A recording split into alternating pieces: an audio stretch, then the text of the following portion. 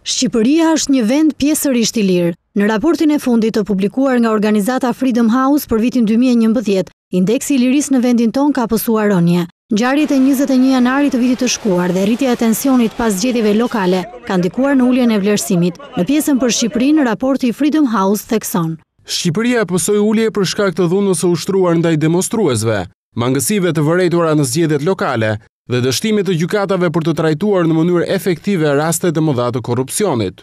Raporti vlerëson se rënja e lirisë për Shqipërinë vjen si pasojë e politizimit të mekanizmave elektoral në zgjedhjet lokale të 8 majit, ndërsa përmend edhe tensionin në rritje edhe pas zgjedhjeve, kur pati akuza nga opozita për mashtrim. Duke ju referuar rajonit të Ballkanit, raporti Freedom House thekson se disa vende janë shumë të rrezikuara nga ekonomia e pasigurt, shkrirja e bizneseve me interesat politike dhe korrupsioni, që mbetet problem shqetësues, ndërsa nacionalizmi po pengon përpjekjet për pajtimin rajonal dhe po ndërlikon marrëdhëniet me Bashkimin Evropian. Raporti përmend gjithashtu edhe rritjen e presionit ndaj mediave në Ballkan. Trajektoria e lirisë për vitin 2011 tregon se numri i vendeve që kanë pësuar rënje të nivelit të lirisë është 26, më i madh se ai i vendeve që kanë pësuar rritje, që është 12. Kryengritjet në botën arabe vlerësohet se frymëzuan njerëzit e shtypur kudo nëpër botë.